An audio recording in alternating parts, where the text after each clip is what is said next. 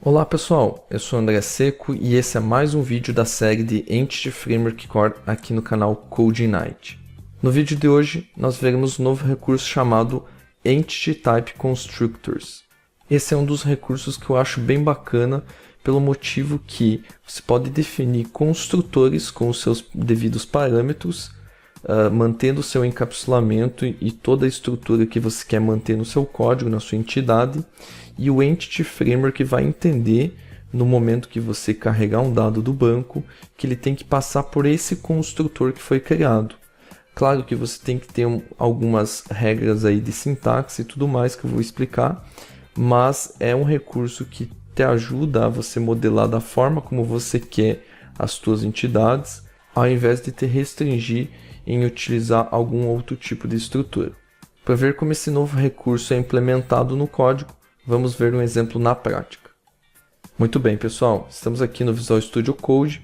Eu já estou com o projeto do Entity Type Constructor aberto. Então essa é uma aplicação .NET Core 2.1 com o pacote do Entity Framework Core SQL Server instalado. No nosso programa CS aqui eu tenho a minha classe, minha classe Livro. Ela tem as propriedades comuns, tá? Livro ID, título, autor e ano de publicação, o que geralmente nós utilizamos nas outras demos.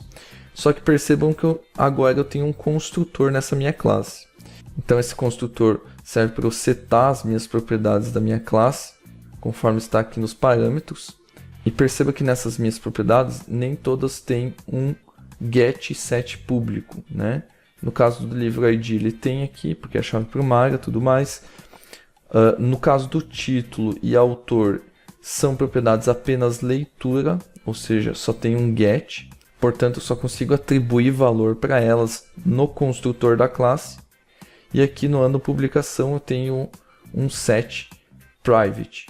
Tá? Então, estou mantendo toda a estrutura que eu decidi ter nessa classe, utilizando o meu construtor. Até então aqui eu não estou utilizando nada do Entity Framework Core, eu apenas modelei a minha classe da maneira como eu quero. Subindo aqui um pouco eu tenho o meu contexto, tá? Então tenho livros context, tenho o meu DB7 de livros para trabalhar aí com os dados da tabela, o meu método de configuração com o use SQL Server definindo que é o provider que eu vou utilizar, com a minha connection string. Aqui, mais para baixo, eu tenho um model creating, que é onde eu modelo os meus dados e mapeio as minhas entidades. E aqui tem um detalhe. Como na minha classe eu tenho duas propriedades que são apenas leitura, aqui tem um detalhe que eu preciso implementar para que o Entity Framework saiba que essas minhas propriedades existem, e consiga trabalhar com elas, consiga identificar elas. Então eu tenho aqui o modelBuilder.entity, livro, que eu estou modelando o livro, e eu estou falando que então esse livro ele tem duas propriedades, a property título e a property autor.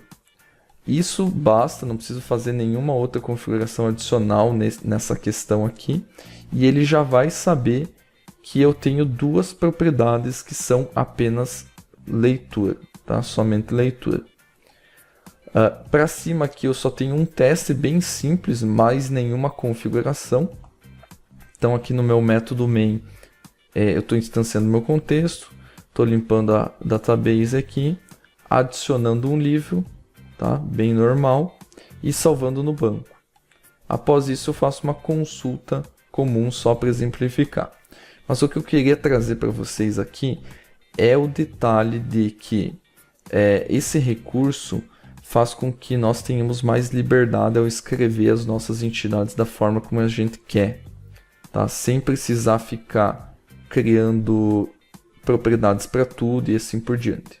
O que acontece? No Entity Framework Core, antes desse novo recurso, as informações que eram consultadas do banco e vinham até a aplicação, elas eram injetadas nas propriedades de forma direta. Então, o livro ID, o título, o autor e ano de publicação vinham lá das colunas da minha tabela livro e populavam, atribuir um valor para essas propriedades de forma direta. O que acontece agora? Caso eu tenha um construtor que obrigatoriamente tenha os parâmetros com os mesmos nomes das minhas propriedades, né? Eu até tenho uma certa liberdade em escrever aqui com a primeira em minúscula e tudo mais, mas precisa ser o mesmo nome. Então, se o entity identificar que eu tenho um construtor com os parâmetros que ele precisa para setar esses valores, então ele primeiro vai tentar utilizar o construtor. A partir desse momento, utilizando o construtor, ele vai conseguir setar essas propriedades que são somente leitura, porque não existe outra forma de eu setar elas, né? E qual que é a vantagem de, por exemplo, eu utilizar uma propriedade somente leitura?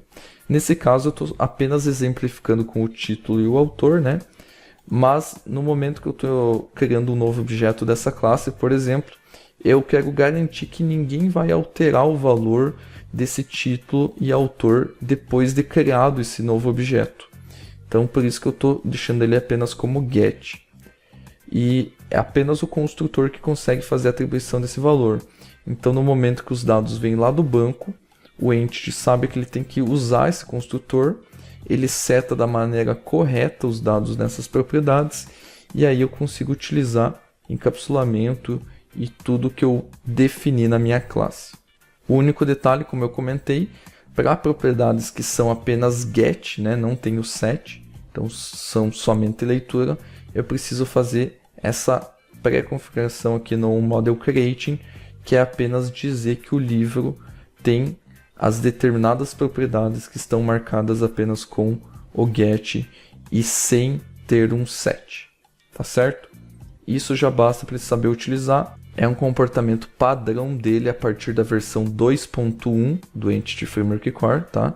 Então, a partir dessa versão, ele tem implementado esse novo recurso. Então, ele passa primeiramente pelo construtor, por isso que é chamado de Entity Type Constructor, né? As nossas entidades, os construtores das nossas entidades. E aí, ele respeita toda a estrutura que foi criada aqui na classe. Tá, esse recurso não tem muito o que mostrar, tá, pessoal? É só explicar como que ele funciona e como que vocês podem implementar ele nas suas classes. Na minha opinião, é um recurso bem bacana, porque, como eu disse no início, ele não restringe o desenvolvedor a ter uma estrutura pré-determinada por utilizar um ORM específico. Então ele nos deixa mais livres para escolher como a gente quer montar, né, a estrutura da nossa entidade. Então o ORM que vai se preocupar como trazer esses dados do banco e como criar os objetos aqui, fazendo todos os mapeamentos necessários, utilizando o construtor da classe.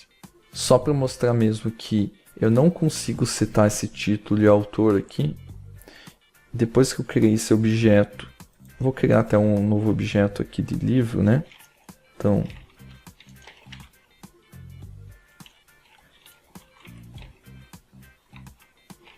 tá certo, vou colocar aqui um teste normal, um outro teste,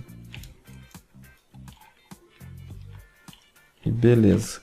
Então, instanciei um novo objeto do tipo livro, né? E aí eu vou tentar mudar o autor, tá certo? Vou colocar aqui um teste 2. Perceba então que ele dá uma mensagem aqui, ó, que o livro.autor, né, minha propriedade, está assinado como read only, ou seja, somente leitura. Então, o Entity Framework tem que saber como chegar no construtor e utilizar ele para popular essa informação quando eu faço uma consulta no banco. É o que acontece aqui embaixo, né? Eu estou fazendo db.livros, first or default, então ele vai fazer uma consulta aí do livro que eu tenho no banco e vai ter que trazer os dados corretamente com o objeto que ele construiu. Portanto, ele não tem outra maneira a não ser utilizar o construtor. Então, para a gente ver funcionando, eu vou rodar aqui .NET Run. Ele tem que trazer os dados da forma correta, impresso na tela. Então, trouxe aí o meu livro com todas as informações corretas. Portanto, ele conseguiu utilizar o construtor. Esse vídeo ficou bem rápido, tá, pessoal? É apenas para mostrar como utilizar e como implementar. Ele é um recurso bem simples, porém bem importante para quem quer trabalhar aí com mais liberdade e flexibilidade, modelando as suas entidades da forma como quer. Bom, então esse foi o recurso de Entity Type Constructors. Eu espero que vocês tenham gostado e nos vemos no próximo vídeo.